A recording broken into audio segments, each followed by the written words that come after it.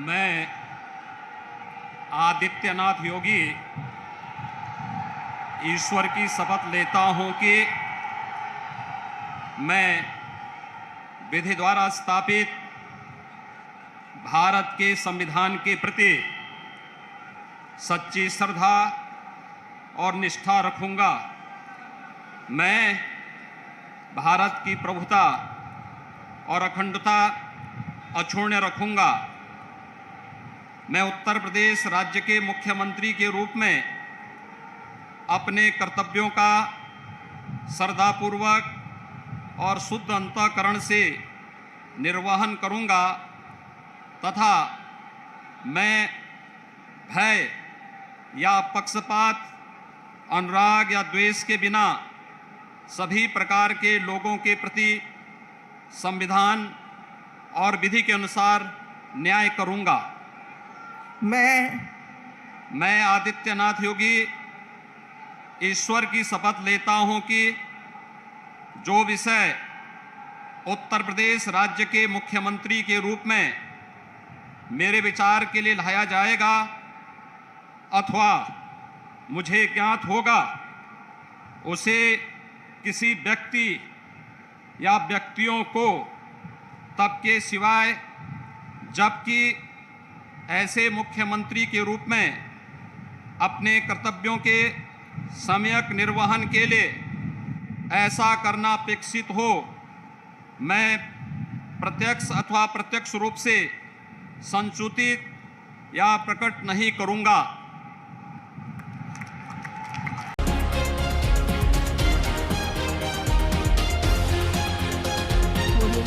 गोरखपुर मठ की महंत और कट्टर हिंदूवादी युवा वाहिनी के संस्थापक योगी आदित्यनाथ को पुनः यूपी का सीएम बनाकर क्या संघ परिवार ने गुजरात के बाद उत्तर प्रदेश को हिंदुत्व की दूसरी प्रयोगशाला बनाने की शुरुआत कर दी है।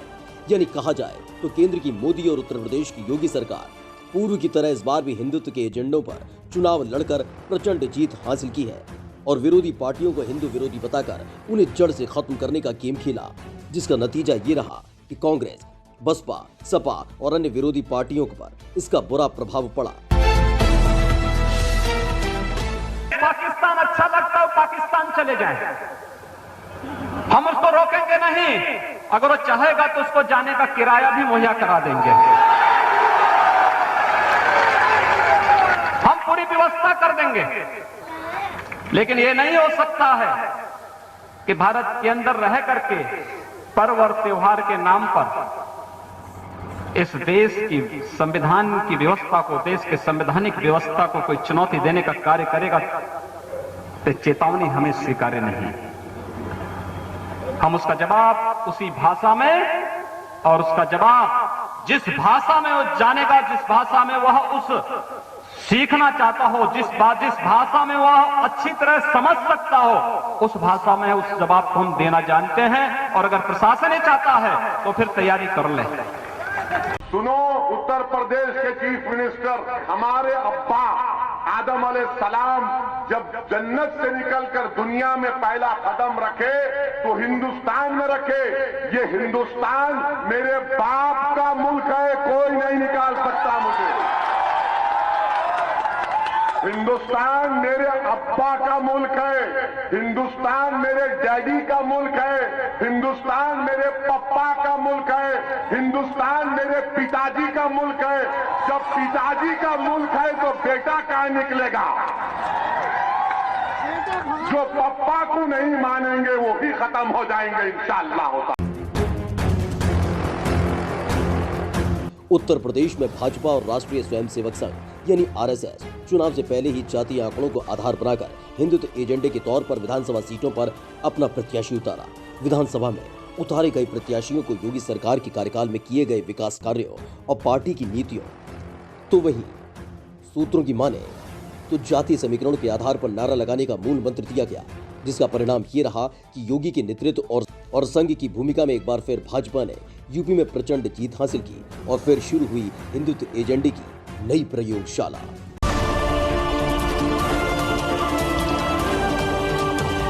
एक संकल्प लिया था और मुझे स्मरण है कि तब के हमारे संघ के सरसंघ चालक बाला साहब देवरस जी ने ये बात हमको कदम आगे बढ़ाने के पहले याद दिलाई थी कि बहुत लग के 20-30 साल काम करना पड़ेगा, तब कभी ये काम होगा। और 20-30 साल हमने किया।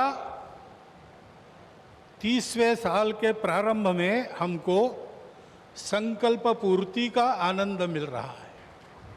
जिस आत्मविश्वास की आवश्यकता थी और जिस आत्मभान की आवश्यकता थी, उसका सगुण साकार अधिष्ठान बनने का शुभारंभ आज हो रहा है।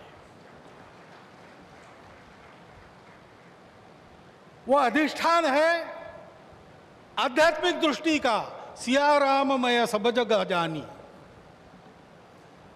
सारे जगत में अपने को और अपने में सारे जगत को देखने की भारत की दृष्टि, जिसके कारण उसके प्रत्येक व्यक्ति का व्यवहार आज भी विश्व में सबसे अधिक सज्जनता का व्यवहार होता है। और उस देश का सामूहिक व्यवहार सबके साथ वसुधैव कुटुंबकम का होता है। परम वैभव संपन्न और सबका कल्याण करने वाला भारत, उसके निर्माण का शुभारंभ आज ऐसे निर्माण का व्यवस्थागत नेतृत्व जिनके हाथ से है, उनके हाथ से हो रहा है। ये और एक आनंद है। और इसलिए उन सब का स्मरण होता है।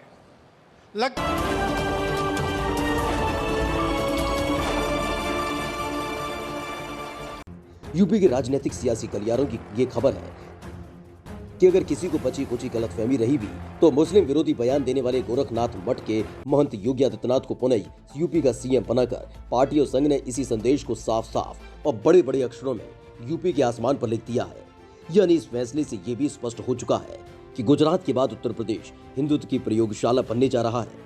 फिलहाल कहा जाए तो एक मायने में गुजरात के मुकाबले उत्तर प्रदेश में हिंदुत्व का प्रयोग ज्यादा मुश्किल और ज्यादा पेचीदा साबित होता। लेकिन प्रधानमंत्री नरेंद्र मोदी ने चुनावी महामेले से पहले ही जाति विभाजन को बेकार साबित करके कब्रिस्तान शमशान के जरिए हिंदू और मुसलमानों को एक दूसरे के सामने खड़ा करके और राष्ट्रवादी राष्ट्रद्रोही की बहस का इस्तेमाल करके इस प्रयोग की बुनियाद डाल दी। यही वजह रही कि पीएम मोदी और संघ प्रमुख मोहन भागवत इस प्रयोगशाला की बुनियाद को आगे बढ़ाने के लिए एक बार फिर पुनः योगी आदित्यनाथ को उत्तर प्रदेश का सीएम बनाकर हिंदुत्व एजेंडे की जिम्मेदारी सौंपी।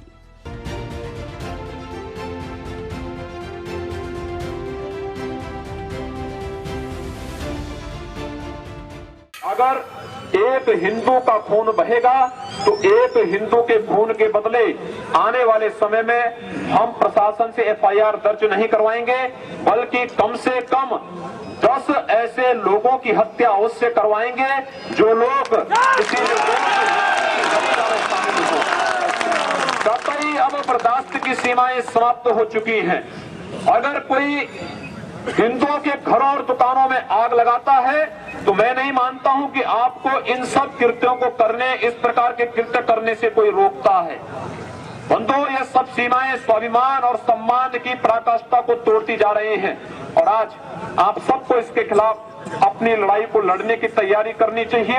याद रखो मेरी इस बात को, हमेशा योगी मुख्यमंत्री नहीं रहेगा, हमेशा मोदी प्रधानमंत्री नहीं रहेगा। और हम याद रखेंगे, हालात बदलेंगे। जब कौन बचाने आएगा तुमको? जब योगी अपने मठ में चले जाएंगे, मोदी पहाड़ों में चले जाएंगे, जब कौन आएगा? हम नहीं भूलेंगे, याद रखो।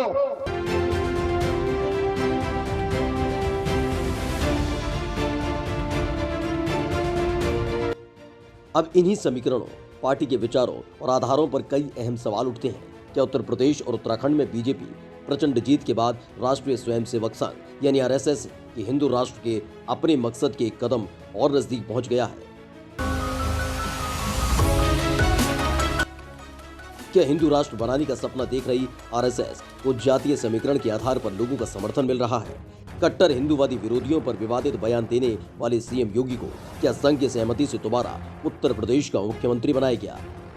फिलहाल इस सवाल का जवाब आसान नहीं है और न ही हिंदू राष्ट्र को एक राजनीतिक हकीकत में बदलना आसान होगा।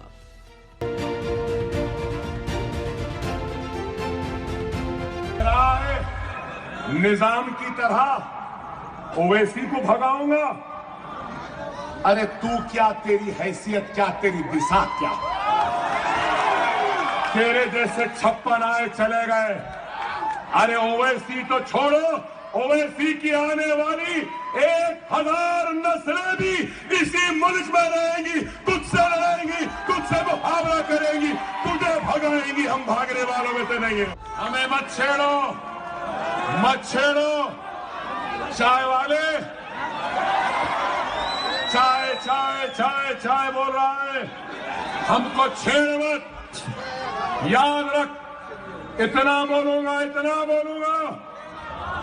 कि कान में से पीप बहने लगेगा, खून निकलेगा। अरे तुमने क्या किया?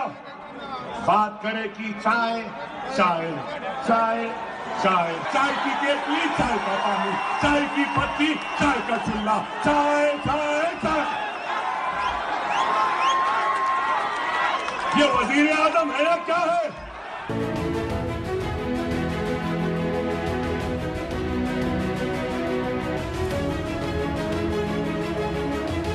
Bureau report, my Bharat.